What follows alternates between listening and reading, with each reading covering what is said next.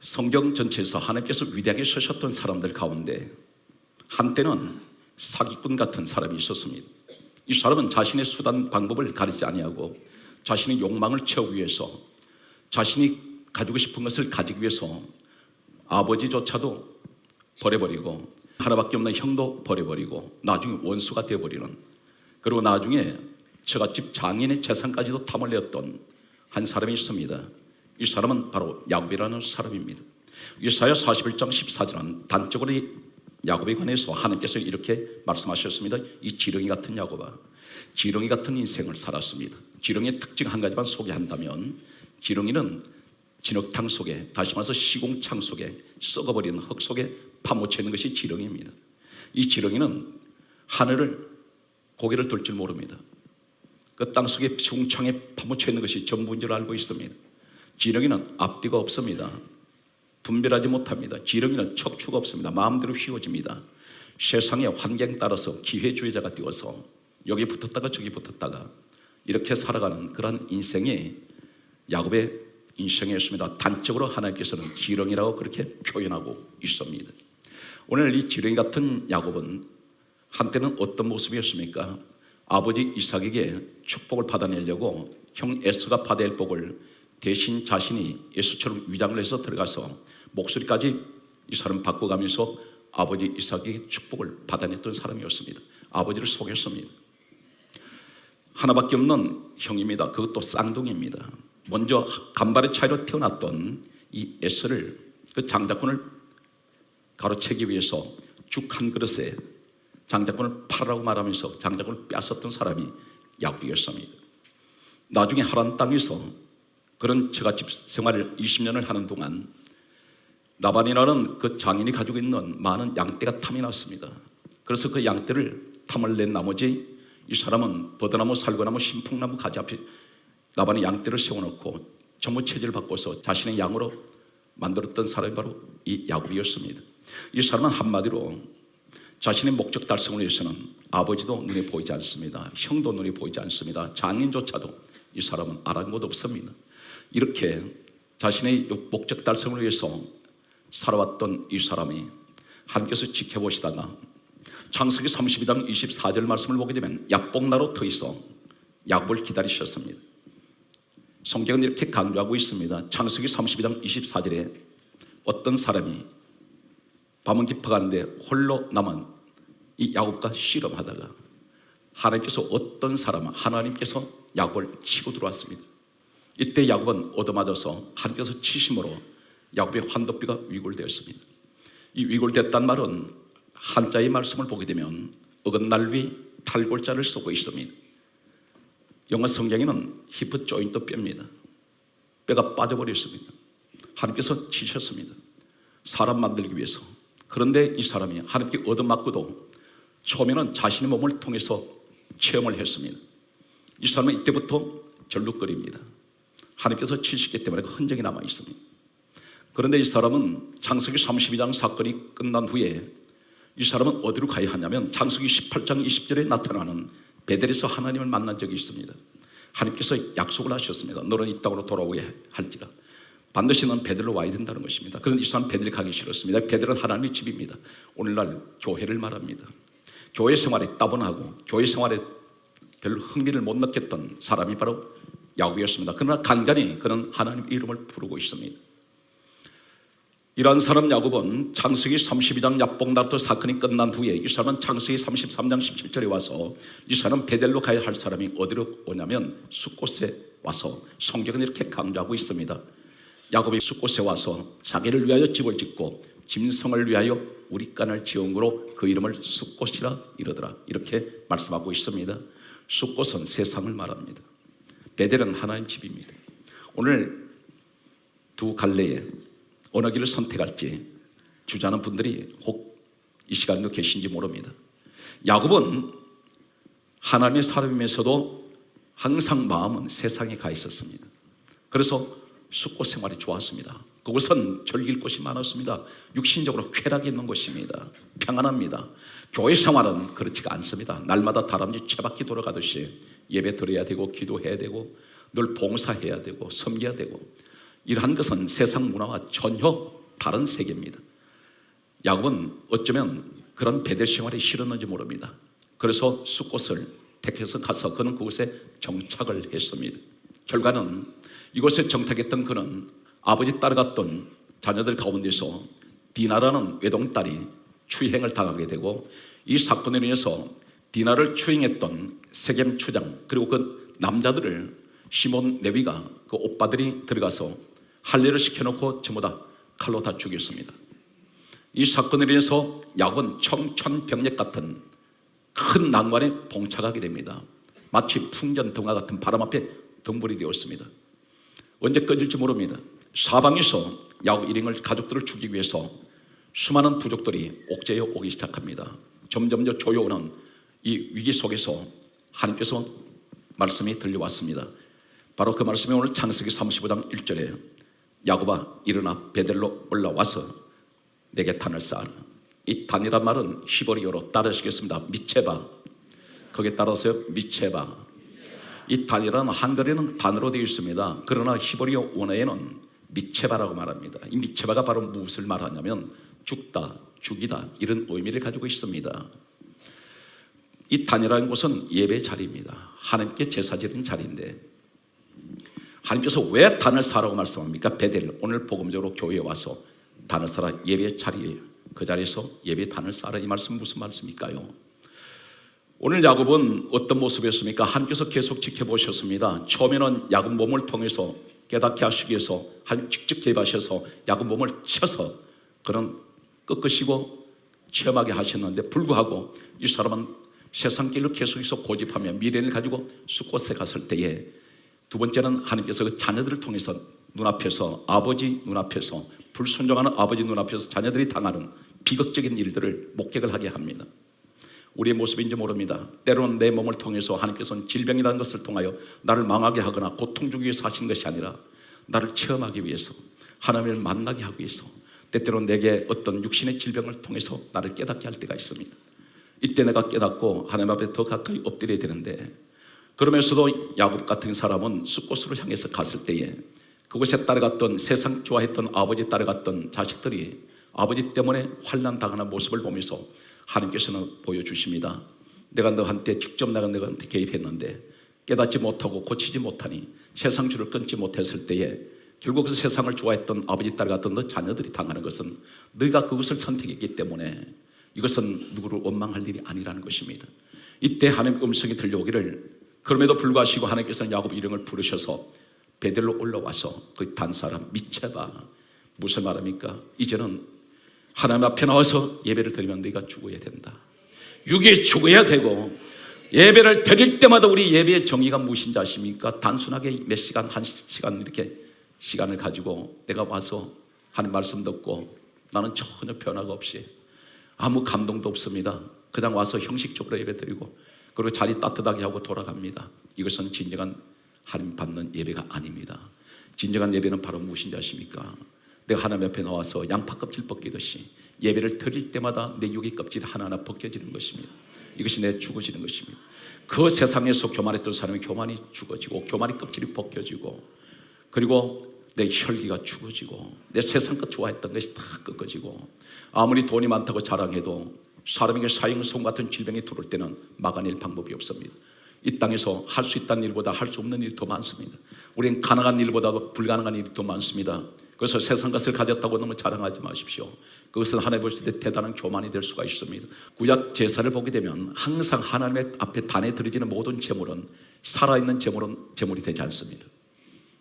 어떤 제물이든 반드시 소, 양, 비둘기는 반드시 하나님께 정결한 짐승들인데 다 죽어야 하나님께서 그 제사를 받으셨습니다.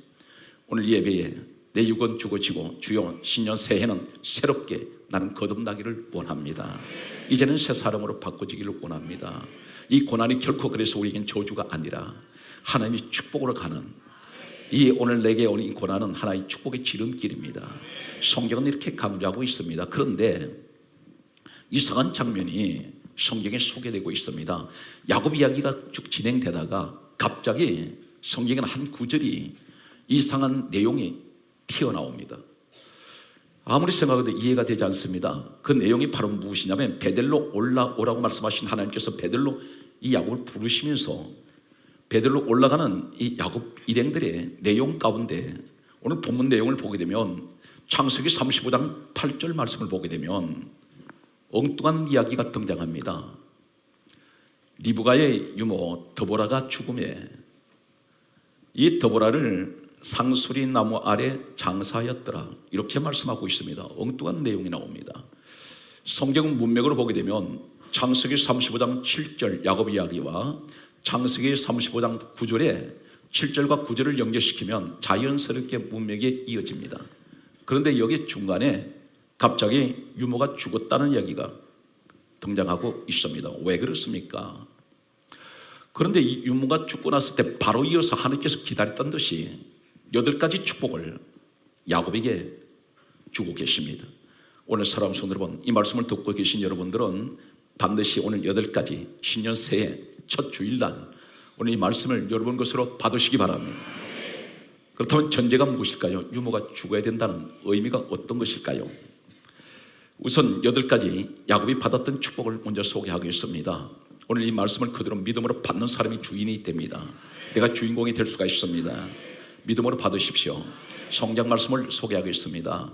유모가 창세기 35장 8절에 유모가 죽어서 산수리 나무 아래 장사하였더라 이 말씀이 끝나면서 바로 이어서 창세기 35장 9절은 첫 번째 야곱에게 주신 축복은 하나님께서 야곱에게 나타나셨습니다.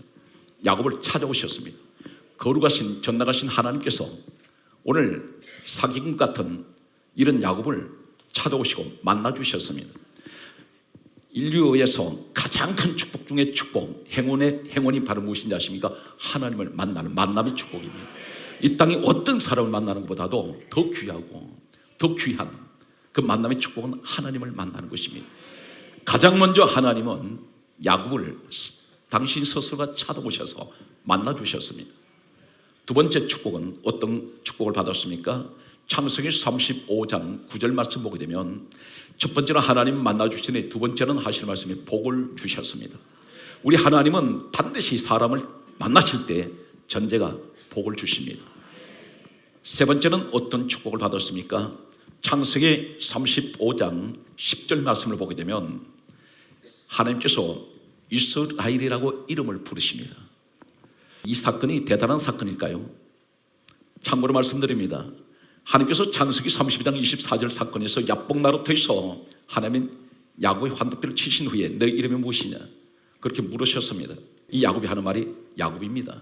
그때 하나님께서 말씀하시기를 너는 이제 야곱이라 하지 아니하겠고 이스라엘이라 하라 이렇게 이름을 지어주셨는데 실질적으로 성경에서 하나님이 최초로 이스라엘이라고 부르셨던 적은 바로 창세기 35장 10절입니다. 여기서 처음으로 하나님이 이스라엘아 이렇게 부르십니다. 이스라엘의 말은 이긴 자란 뜻입니다. 야복나루터에서 하나님께서 이스라엘 이름 지으신 것은 네가 나와 겨루어 이겼습니다. 그리하여 그 이름을 이스라엘이라 하셨습니다. 오늘 야곱이 받았던 세 번째 축복은 이스라엘의 축복, 이긴 자의 복을 받습니다. 어떻게 해서 받았습니까? 유모가 죽었을 때 야곱이 기도하지 않았습니다. 유모가 죽었을 때 하나님께서 바로 주시는 것이 하나님 나타나셔서 만나주시고 복을 주시며 세 번째는 이스라엘 이름을 불러주셨습니다. 네 번째는 어떤 축복을 하나님께서 약속하셨습니까? 창세기 35장 11절 말씀을 보게 되면 네 번째는 이렇게 말씀합니다. 나는 전능한 하나님이라. 야곱에게 왜 이렇게 말씀하십니까? 우리 하나님 당연히 전능하시죠. 그런데 야곱에게 하실 말씀은 나는 전능한 하나님이다. 전능하다 이 말이 무슨 말입니까? 못하실 일이 없고 불가능이 없으시고 능치 못할 일이 없는 분, 무슨 일이든지 그분은 다 이루어내신 분입니다. 야곱이 하시는 말씀은 나는 너를 위해서 못할 일이 없어. 나는 죽은 자도 살려내는 하나님이야. 내가 너에게 나는 전능한 하나님이다. 다섯 번째는 무엇을 말씀하고 있습니까? 창세기 35장 11절 말씀을 보게 되면 다섯 번째 축복은 생육하라 이렇게 말씀하고 있습니다. 이 생육이라는 것은 한자에 보게 되면 날생 기를 육자를 쓰고 있습니다. 너는 장수의 복을 받으며 건강의 복을 받으라. 자손 대대로 이 축복을 약속을 하고 있습니다. 여러분 가정이 이 복을 받으시기 바랍니다. 여섯 번째는 무엇을 말씀하고 있습니까? 창세기 35장 11절에는 번성하라 이렇게 말씀합니다. 일곱 번째는 어떤 축복이 있습니까? 창세기 35장 11절 말씀 보게 되면 자손의 축복을 약속을 하고 있습니다. 민족을 이룬다 있습니다. 나 한 사람의 몸을 통해서 태어난 이 자녀가 민족을 이루는 엄청난 자신의 축복을 하나님께서는 약속을 하고 있습니다. 엄청난 감당할 수 없는 축복을 하나님 계속 부어주십니다. 여덟 번째는 무엇을 말씀하고 있습니까? 창세기 35장 12절 말씀을 보게 되면 땅의 축복을 말씀하고 있습니다. 하나님께서 복 있는 땅을 다 주시겠다고 약속을 하고 있습니다. 이 1년에 8가지 이 축복이 도대체 어떻게 주어졌을까요? 바로 그 앞에 전제되어 있는 창세기 35장 8절에 더불어 유모가 죽었을 때 상수리 나무 아래 묻었을 때 이 축복이 주어졌습니다. 그렇다면 이 유모의 비밀이 무엇일까요? 오늘 더불어 인부는 어떤 사람이었을까요? 이 사람이 어떤 여인입니까? 성경을 추적을 하면 창세기 24장 59절 말씀 보게 되면 바로 야곱의 아내 리브가가 시집 올 때 이 유모가 함께 시집 오는 이 리브가 따라서 같이 왔습니다. 그렇다면 창세기 2장 24절 말씀을 보게 되면 부부는 한 몸이라 했는데 아내의 유모는 당연히 남편의 유모이기도 합니다. 부부는 한 몸이기 때문에. 그런데 유모가 죽었습니다. 유모가 하는 일은 무엇일까요? 항상 시중 들어주는 일, 항상 보살펴주고 항상 도와주고 항상 거들어주며 항상 입혀주고 씻겨주는 자리, 항상 내 옆에 이런 사람이 유모입니다. 혹 이 자리에 영적인 유모가 없습니까? 믿음의 유모는 없나요? 최소한 지난 한 해까지 교회는 다녔는데 항상 내게는 유모가 따라다닙니다. 나를 끌어주지 않으면 교회에 나올 수가 없습니다. 아내가 영적인 유모가 될 수 있습니다. 한 번도 내 스스로 교회 나오겠다고 생각해 본 적이 없습니다. 아내의 잔소리 때문에, 아내의 성화에 못 이겨서 어쩔 수 없이 교회에 따라 나온 남편이 계신지 모릅니다. 교회 안에 믿음이 없다 보니 때로는 여러 사람의 손에 의해서 끌려서 오듯이 교회로 따라옵니다. 항상 챙겨줘야 됩니다. 보살펴줘야 됩니다. 이러한 내게 유모가 죽어야 합니다. 유모 관계가 끊어져야 됩니다. 유모가 없어도 나 혼자 설 수 있어야 됩니다. 유모가 없어도 나 혼자 내 발로 교회로 올 수 있어야 됩니다. 장성한 자가 되어야 됩니다. 내가 2016년도에 실패하지 않는 그 삶은 어떤 것일까요? 장성한 자가 되어야 됩니다. 일어나야 합니다. 더 이상 나를 붙잡아 주지 않아도 이제는 내 스스로 설 수 있는 믿음의 자리에 서 있어야 됩니다. 장성한 자가 되어야 됩니다. 내 스스로 누가 강조하지 않아도 내가 기도하고 내 스스로가 예배 드리고 내 스스로가 하나님 앞에 예물도 드릴 수 있는 이런 믿음이 되어야 됩니다. 성경은 반드시 이렇게 말씀합니다. 심은 대로 거두고 행한 대로 갚으신다고 했어요. 하나님이 계산한 대로 계산하십니다. 그래서 우리는 흔히들 이렇게 생각할 때가 있어요. 하나님 앞에 무조건 하고 달라면 다 주신다. 그런데 성경은 그 원리가 아닙니다. 누구든지 예수 믿으면 구원받습니다. 이것은 모든 사람에게 주시는 선물입니다. 예수 믿으면 다 구원받습니다. 그러나 나머지는 심어야 됩니다. 내가 기도를 그만큼 심으면 반드시 성경 강조하고 있습니다. 무엇이든지 믿고 구하는 것은 받은 줄로 믿어라. 그러니까 믿고 구하는 것은 받은 줄로 믿어라 했습니다. 오늘 우리가 왜 기도가 응답이 안 되고 왜 이렇게 문제가 어렵냐? 성경 강조하고 있습니다. 야고보서 4장 2절에 네가 얻지 못한 것은 구하지 아니하며 기도하지 않기 때문에 못 주신다는 것입니다. 기도하지 않는다는 건 뭘 말합니까? 어린아이 같은 신앙 가지고는 기도하지 않습니다. 오늘 성경은 우리에게 무엇을 말씀하고 있습니까? 유모가 죽었다는 것은 야곱에게는 이제 유모가 없습니다. 오늘 우리에게 말씀하고 있습니다. 하나님 2015년도까지는 제가 걸핏하면 시험에 잘 들고 걸핏하면 교회 다니는 데 대해서 갈등하고 저 혼자 여러 가지로 힘들 때 다른 사람들이 나를 강요하다시피 나를 끌고 가서 교회로 와서 예배는 드리지만 전혀 감동이 없었습니다.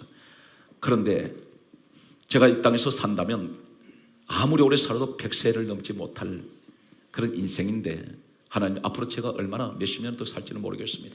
그러나 이렇게 살아와도 제겐 지금 나아진 것이 더 이상 없습니다.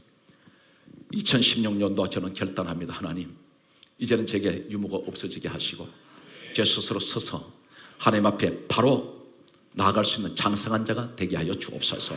성경은 이렇게 강조하고 있습니다. 여러분, 절뚝발이 신앙되면 어떻게 되는지 아십니까? 성경 말씀을 그대로 제가 전달하겠습니다.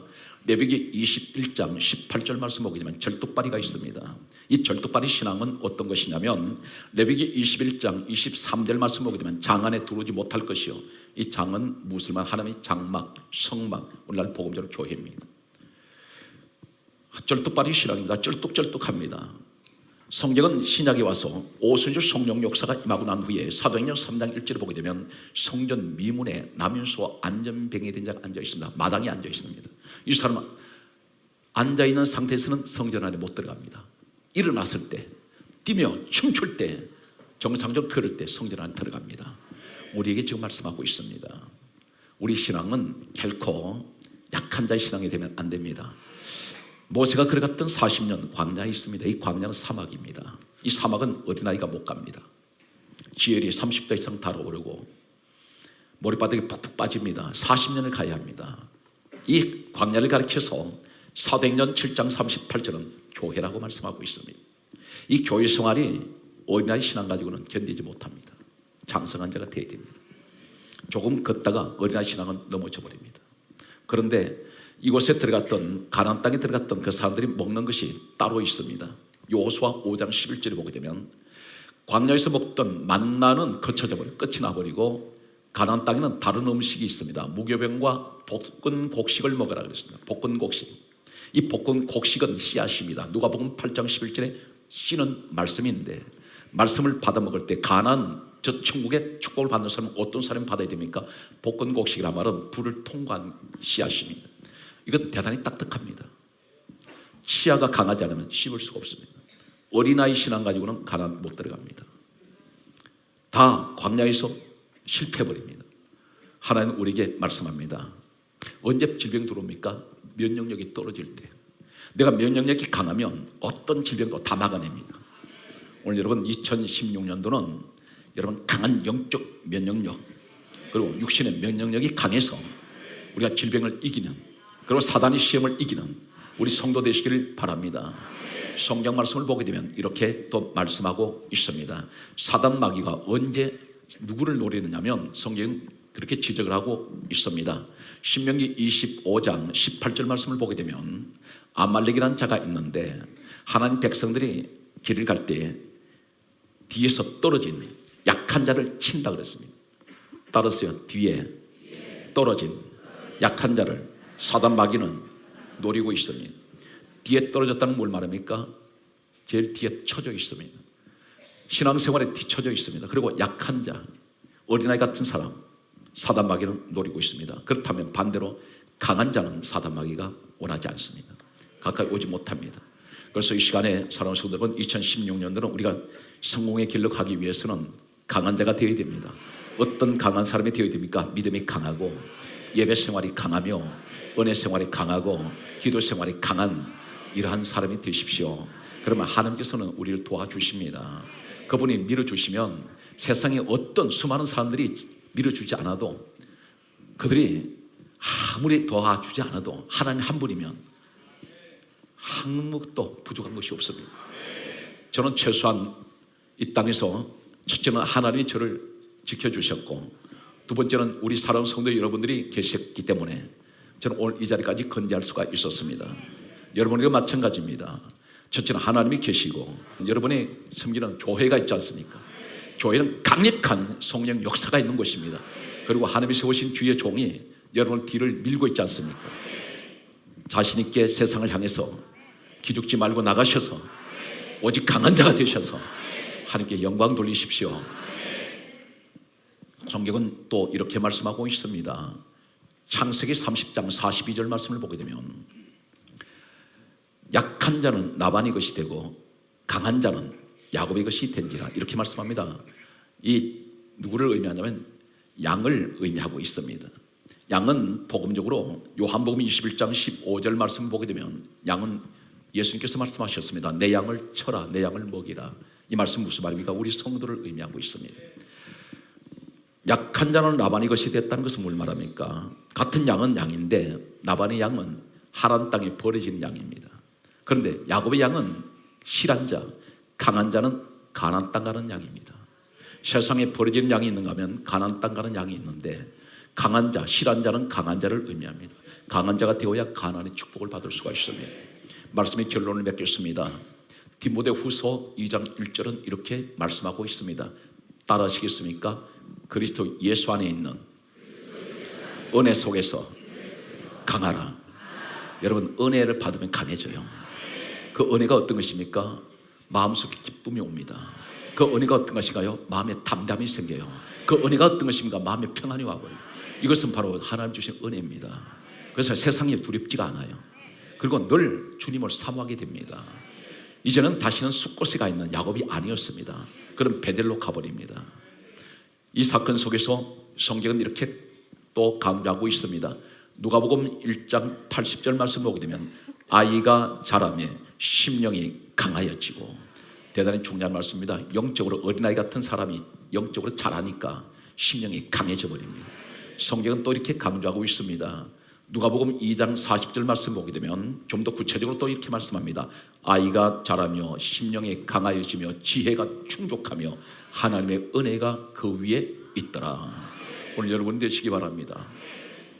말씀에 오늘 마지막 성경 말씀이 되겠습니다. 따라하시겠습니다. 사사기 14장 14절 크게 따라서요. 강한 것에서 단 것이 나왔느니라.